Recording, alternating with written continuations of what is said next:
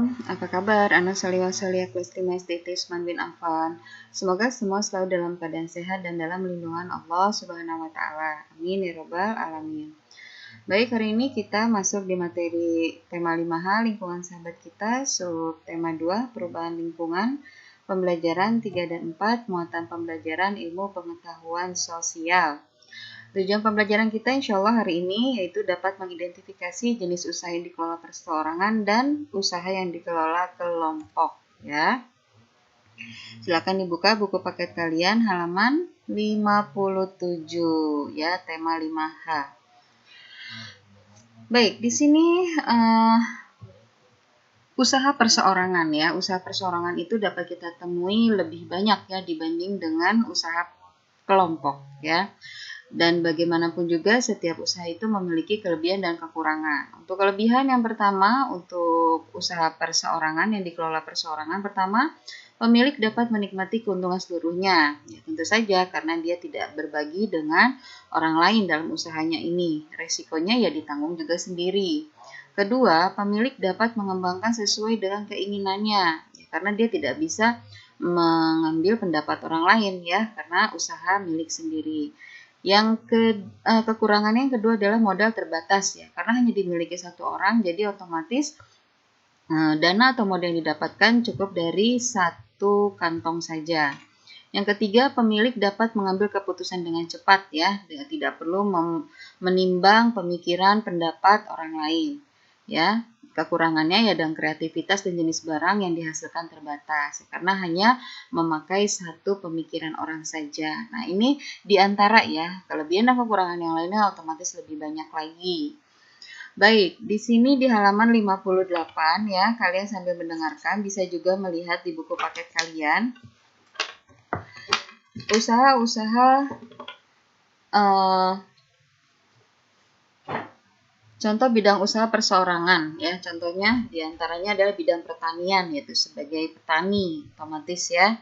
Petani ini termasuk usaha perseorangan karena dimiliki satu orang, walaupun nanti pada aplikasi pengerjaannya membutuhkan karyawan ya, tapi untuk kepemilikannya biasanya satu orang. Yang kedua bidang perdagangan ya, contohnya bang tukang bakso atau makanan yang lewat di depan rumah kalian. Nah, itu termasuk salah satunya contoh usaha milik perseorangan. Yang ketiga bidang jasa, misalnya bengkel ya, bengkel biasanya milik perseorangan ya, dibangun, dikerjakan, dihasilkan, dinikmati sendiri. Yang keempat bidang industri. Bidang industri apa? Contohnya pabrik tempe ya. Tempe atau tahu biasa diproduksi oleh industri berskala kecil, biasanya di rumah nih, tapi bukan kecil banget ya. Maksudnya di sini kuantitas karyawan ya, jumlah karyawan dimilikinya tidak sebanyak sebesar di industri ya. Kemampuannya juga terbatas, hanya menghasilkan satu jenis produk ya tahu saja, tempe ya tempe saja ya. Kemudian contoh yang lainnya batik ya, batik ya sudah batik saja. Entah nanti jadi kain, dia menjual produk setengah jadinya atau sudah jadi barang jadi seperti baju. Akan tetapi salah satu kelebihan usaha tersebut ada tercipta lapangan pekerjaan melalui pemberdayaan masyarakat sekitar ya. Untuk bidang industri ini bisa kita mengambil karyawan dari lingkungan sekitar kita, otomatis membuka lapangan usaha ya. Kalau bakso ya jarang ditemukan bakso 2 orang, tapi ada ya. Begitu juga usaha bidang pertanian dan jasa yang tadi Ibu sampaikan di awal, dalam pelaksanaannya mereka menggunakan jasa orang lain yang lebih banyak. Ya, bagaimana dengan lingkungan kita? Ya, ada di antara kita mungkin tetangga kita yang memiliki usaha perseorangan ya, atau tapi yang memiliki karyawan ya, industri rumah tangga. Kemudian ada juga mungkin yang pribadi di antara kita, mungkin tetangganya ada yang tukang bakso atau jualan kue ya, atau orang tua kalian memiliki usaha. Nah, itu termasuk ya. Baik, selanjutnya usaha kelompok. Nah, ini setelah usaha perseorangan ada yang disebut usaha kelompok. Kalian bisa lihat di pembelajaran 4 halaman 63. Ya, usaha kelompok adalah usaha yang dimiliki dan dikelola oleh lebih dari satu orang. Tuh, lebih dari satu orang, otomatis 2 orang sudah cukup ya untuk disebut usaha kelompok. Usaha kelompok biasanya memiliki apa? Modal lebih besar. Untuk apa? Mengembangkan ide dan kemampuan usaha yang lebih banyak. Resiko, ya risikonya ditanggung bersama. Ya, sesuai dengan jumlah orang yang ada di kelompok tersebut. Kemudian usaha kelompok memiliki kurangan diantaranya untungnya kecil karena dibagi dengan jumlah orang yang ada dalam usaha kelompok tersebut. Ya, kemudian untuk masalah persetujuan pun harus dengan rapat, harus dengan mewakili keputusan dari tiap kepala atau seluruh pemilik usaha.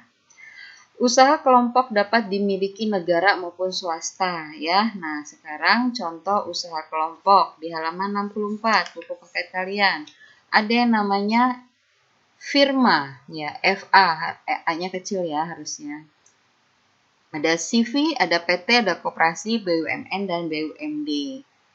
Firma adalah persekutuan 2 orang atau lebih menjalankan suatu perusahaan di bawah nama bersama dan masing-masing sekutu atau anggota memiliki tanggung jawab yang sama terhadap perusahaan. Apabila bangkrut, maka anggota harus bertanggung jawab sampai harta milik pribadi ikut dipertanggungjawabkan. Ya, nah ini firma ya, firma seperti itu. Namanya nama bersama, misalnya nama gabungan antara si A sama si B, nama PT-nya itu boleh, nama firmanya ini ya. Kemudian CV atau persekutuan komanditer ya. Suatu perusahaan didirikan oleh satu atau beberapa orang secara tanggung-menanggung atau bertanggung jawab untuk seluruhnya. Ya, bertanggung jawab secara solider dengan satu orang atau lebih sebagai pelepas uang ya. Jadi hampir sama semuanya nih untuk masalah pertanggungjawaban dipikul bersama. Lanjut untuk perusahaan. Nah, ini yang paling sering kita dengar ya, perusahaan A, B, C, D. Ya, tempat untuk melakukan kegiatan proses produksi barang dan jasa. Karena kebutuhan dan keinginan manusia tidak bisa digunakan secara langsung dan harus melewati suatu proses ya.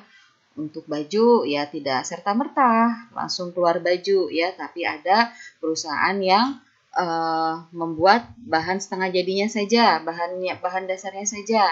Ya kan, kancing pun harus ada perusahaannya, sampai ke peniti pun ada perusahaannya. Ya, inilah hubungan terkait ya antara satu usaha dengan usaha yang lain. Keempat adalah koperasi.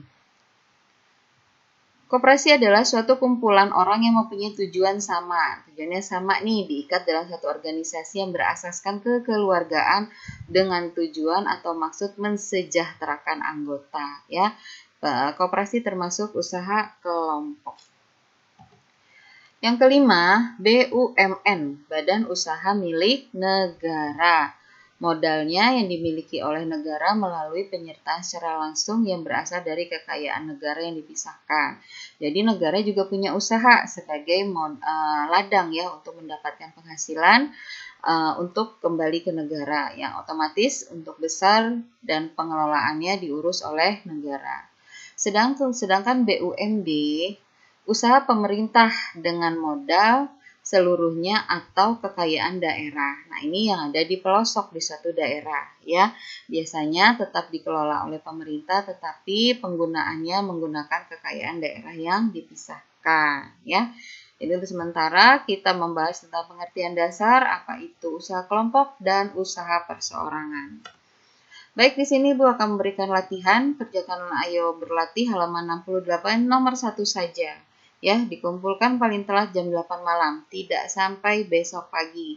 Telat, tidak ada konfirmasi, maka nilainya kosong. Saya Hamdalah, alhamdulillah materi hari ini sudah selesai. Biasakan bertanya, mencatat, dan mengulang materi yang Bapak Ibu Guru kalian sampaikan. Sampai berjumpa insya Allah di pembelajaran berikutnya. Barakallahu fiik. Assalamualaikum warahmatullahi wabarakatuh.